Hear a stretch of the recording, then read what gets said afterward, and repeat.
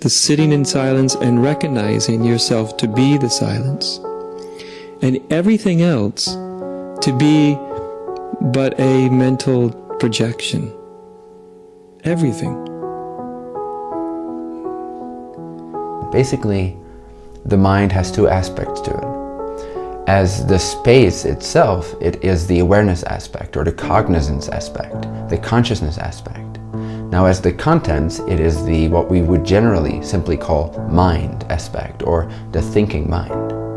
So when I say cutting through the illusion of mind, I'm talking about cutting through the contents of mind, so that we can see the space that makes up mind itself, the cognizance, the awareness itself. That state of consciousness which is outside of compulsive thinking, that's the state of awakening.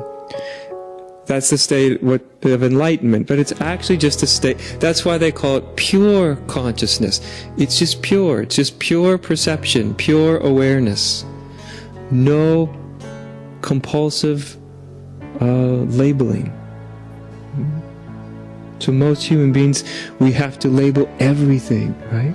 Everything's good or bad or beautiful or ugly, or everyone is right or wrong, or beautiful or ugly or safe or not safe. Everything in the dream state of consciousness is compulsively labeled. We know what should and shouldn't be happening. We know what should and shouldn't have happened. It's all this sort of compulsive nature of thinking. So the thinking mind, when it brings up a lot of thoughts in sequence, when constant thoughts follow up on previous thoughts, this creates a dense layer that, similar to clouds blocking the sun, tend to cloud us from being able to directly notice and experience the space of mind itself, or the awareness aspect, the awareness principle.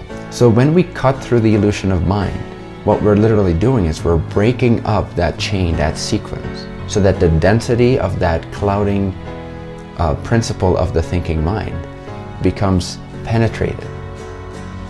And the simplest way to talk about awakening is one wakes up from that. That's what awakening is. And as soon as we wake up from that, what we realize, not intellectually realize, our whole being realizes that, my God, there's no truth in it. There's no truth in that compulsive nature of thought. There's no truth in one's thoughts about themselves or others or the world or anything else. It doesn't mean you can't think. You can still think. It doesn't mean the thought never comes through your brain. Thought can still come through your brain. But it means that your sense of reality, of what is true, is no longer derived from the compulsive movement of thought. And then there's pure perception, pure consciousness. There's no interpretation. This is what unconditioned is. Unconditioned in a practical way, in a way that relates on a human level, just means not translating, not judging, not getting caught in the mind's matrix, because the mind is always translating experience. And so a pure state of consciousness is when we're perceiving from outside of that whole movement. Whether that movement is happening or not doesn't much matter. The mind has been rehearsing the belief and feeling in separation for decades. Day in, it was educated to think and feel on behalf of the separate self by our culture. And then, for decades, day in, day out, rehearsed being a separate self. Surprise, surprise, that's what the mind does, because that's what it's been trained to do. If the child knows the mother is watching it, the child won't be mischievous. He'll be careful. If nobody watches, it can do anything it wants. So the same way, if you stay as a self and watch the mind will slowly calm down, stop its pranks. You don't have to do anything with the mind. Simply watch it. That is the benefit of being a witness. You are already a witness. You just have to know that. The self is a witness. You don't have to become a witness. You are already, but you don't realize that. You think that you are part of the mind. Similarly, with the mind, when we break up those sequence of thoughts, when we break up this continuous thought stream, even for just 2 to 5 seconds, it is like cutting that necklace, the string of the necklace that upholds the whole illusion of the necklace, of the beads, of all the individual stories. They're all tied together because of the continuity, the denseness of the story. A steamer on the ocean, it's one thing to turn the engine off, but it takes time for the steamer to come to a standstill. Now, if you have a little motorboat and a steamer both going along, you turn the engines off at the same time, the motorboat will come to rest relatively quickly. The steamer goes on for 30 miles. And that's although both engines were turned off at the same time, but depending on the momentum behind them, they come to rest at different times. So body minds are like these different boats. There is a certain momentum behind each body mind. How long each body mind takes to become acclimatized to this understanding varies greatly from body mind to body mind. Always know that you are not the mind, not the body, that they are in your instruments. Detach yourself from that. That's the only way to realize that you are a witness. When you become a witness, you don't worry about anything. Whatever happens, happens. Take a deep breath and give away all thoughts, all clouds for 2 to 5 seconds.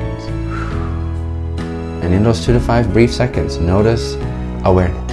Notice I am aware. And rest as that awareness for those few seconds. And then continue thinking. That's fine.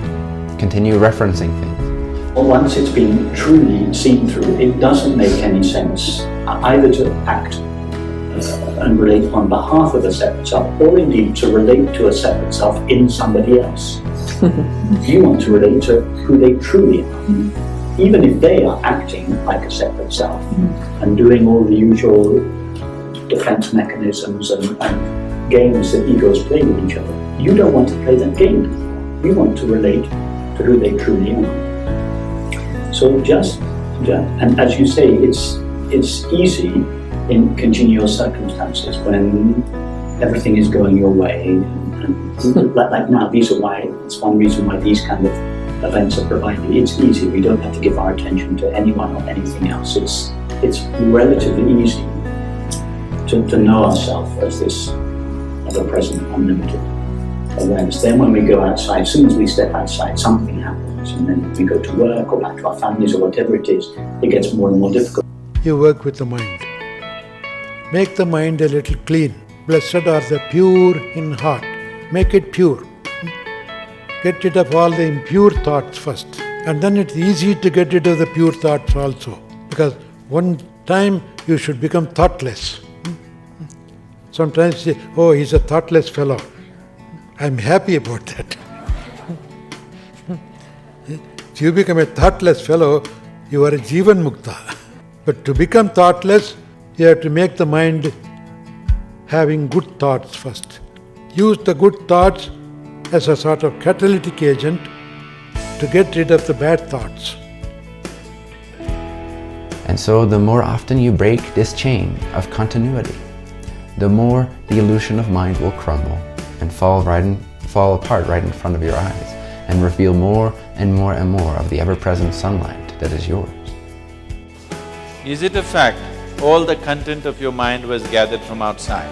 So what you gather cannot be you. So there is no anything hypothetical about it. It is definitely not you, isn't it? But do you still exist? Let's say you're sitting in a movie theater and suddenly the movie, you're 1 hour into the movie and you're completely on the edge of your seat, you're completely absorbed into the story. But suddenly the projector light stops for 2 seconds. Boom. You're snapped out of the story, out of the movie. And now the movie starts playing again.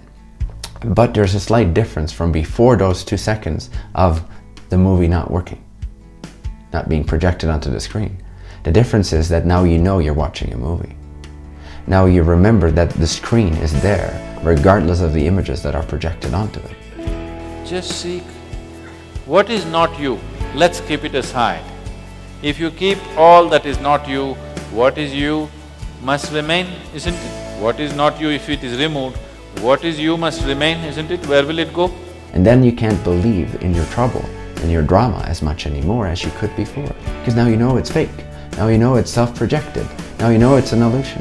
And when you know it's an illusion, you can even have fun with it while you are always clear of the fact that you are transcendently free awareness, untouched, unaffected by the changing forms of the story, of the movie, of the illusion. This is all established very effortlessly.